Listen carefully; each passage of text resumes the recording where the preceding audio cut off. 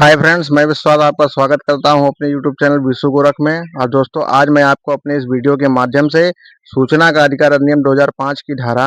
18(3) का अर्थात 18(3)(c) की जानकारी देने वाला हूं। और ये जानकारी दोस्तों आपके लिए बहुत ही महत्वपूर्ण साबित होने वाली है। इसलिए मेरी आपसे ये गुजारिश है कि आप मेरे इस वीडियो को स्किप करके ना देखें। और अगर ये वीडियो आपको अच्छा लगे तो इसको ज़्यादा से ज़्यादा लाइक और शेयर करें। और मेरे इस चैनल को अगर आपने अभी तक सब्सक्राइब नहीं किया है तो इस चैनल को सब्सक्राइब कर लें।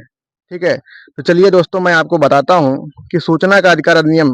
जो 2005 है उसमें धारा 18(3) का अर्थात धारा 18(3)(c) क्या है। देखिए, सूचना के अधिकार कानून के तहत भारत का कोई भी नागरिक जब उसे सूचना की आवश्यकता होती है अर्थात इंफॉर्मेशन की जब उसे आवश्यकता होती है तो वो सरकार के किसी भी सरकारी कार्यालय, दफ्तर या विभाग से, जहाँ पे उस विभाग से उसको सूचना प्राप्त करनी है, तो उस विभाग को वो सूचना का आवेदन कर देगा। उस विभाग को सूचना आवेदन अपना लगा देगा या भेज देगा। और जब वो व्यक्ति सूचना आवेदन लगाता या भेजता है तो उस व्यक्ति को सूचना आवेदन लगाते या भेजते समय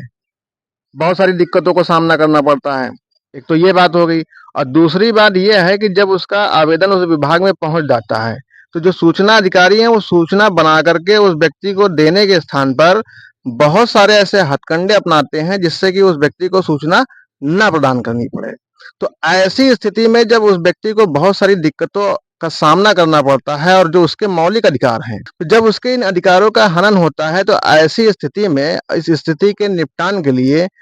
वो व्यक्ति क्या करेगा, सीधे धारा 18(1) के तहत, धारा 18(1) में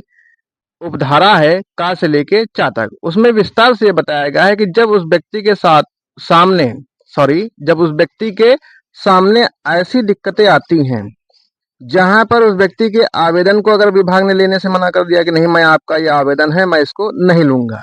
आप इसको वापस ले जाएं और मेरे डिपार्टमेंट में अभी तक कोई सूचना अधिकारी की नियुक्ति नहीं हुई है।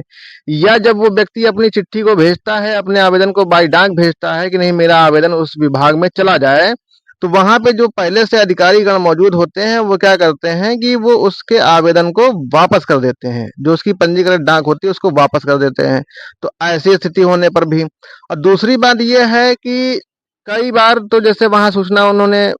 आवेदन को प्राप्त कर लिया विभाग में, तो जो सूचना है उस सूचना का जो विषय है, जिसके विषय के आधार पे वो सूचना आवेदन है या जिसमें उनसे जो सूचना चाही गई है, उस सूचना के संदर्भ में उसको झूठी ही सूचना प्रदान कर देते हैं। जो सूचना उसने मांगी है उस सूचना के संबंध में झूठी मनगढ़ंत सूचना बना करके उसको दे देते हैं, या उसको अधूरी सूचना दे देते हैं, या भ्रामक करने वाली सूचना दे देते हैं। तो ऐसी बहुत सारी चुनौतियां उस व्यक्ति को अगर मिलती हैं तो इनके सापेक्ष वो व्यक्ति क्या करेगा, सूचना आयोग को अपनी शिकायत कर देता है। और जो शिकायत करता है तो शिकायत करने की जो धारा है वो 18(1) है। और उसमें जो उपधाराएं हैं का से लेके चा तक, उसमें डिटेल से मैंने अलग से वीडियो बना रखा है, उसको आप देख सकते हैं। तो उसमें जो है वो अपनी शिकायत कर सकता है। उसके सामने अगर ऐसी स्थितियां उत्पन्न हो रही हैं, ऐसी अड़चने आ रही हैं सूचना मिलने में, तो अब आयोग को जो है जब वो अपनी शिकायत कर देता है तो आयोग उसकी शिकायत के दिए गए तथ्यों के आधार पर, एविडेंस के आधार पर, साक्ष्यों के आधार पर वो क्या करेगा, आयोग इस बात को मतलब सुनिश्चित करेगा कि नहीं, जो आपने शिकायत उनको किया है आयोग को, वो वास्तव में आपकी शिकायत उचित है, क्या उसमें जांच का विषय बनता है। तो जब शिकायत आप वहां देते हैं तो शिकायत के मिलने के बाद में आयोग का जब ये समाधान हो जाता है कि नहीं, हाँ वास्तव में आपने जो बात शिकायत में वहां बताई है आयोग को, वो शिकायत वास्तव में जो है जांच करने के योग्य है और आपकी शिकायत उचित है, आयोग को ये समाधान हो जाता है, तो आयोग क्या करेगा, आपकी उस शिकायत को अपने वहां पर आयोग में पंजीकृत कर लेगा। और पंजीकृत करने के बाद में फिर वो उसमें सुनवाई की डेट निर्धारित करेगा। और डेट निर्धारित करने के बाद में वो नोटिस करेगा आपको भी और संबंधित उस विभाग या सूचना अधिकारी को भी। ठीक है, तो ऐसी स्थिति में जब वहां सुनवाई हो रही होती है तो आयोग को धारा 18(3) गा में ये बताया गया है कि अगर आयोग को ये लगता है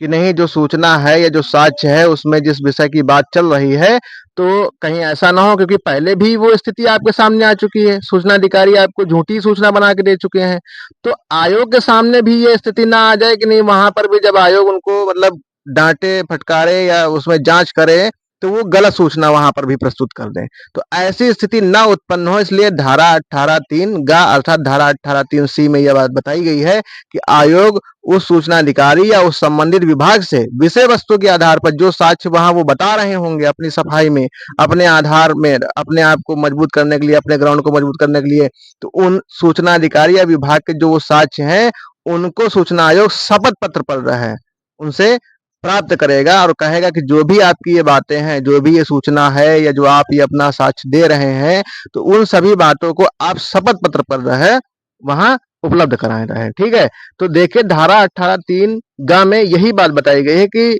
सीधे जो साक्ष्य वहां पर सूचना अधिकारी बताएंगे और आयोग को अगर ये उचित लगता है तो आयोग वहां पर रहे उनसे शपथ पत्र पर रहे उस साक्ष्य को प्राप्त करेगा, उस सूचना के विषय को वो प्राप्त करेगा। ठीक है, तो इसमें ये गुंजाइश नहीं बच पाती है कि सूचना अधिकारी वहां आयोग को भी गुमराह कर रहे हैं जैसे कि उन्होंने आपको किया, और अगर वो करते हैं तो फिर इसमें तो आगे कानून में प्रावधान है, फिर उन पर वो दंडात्मक कार्यवाही होगी, क्योंकि शपथ पत्र पर तो ये घोषणा ही होती है ना कि मैं जो आपको उपलब्ध करा रहा हूँ वो एकदम सत्य है, अकाट सत्य है। ठीक है, और उसका पूरा जिम्मेदार भी मैं ही हूँ। तो ये सारी बातें होती, तो देखिए बहुत ही अच्छी बात है। तो चलिए दोस्तों, आप मेरे इस वीडियो के स्क्रीन पर देखें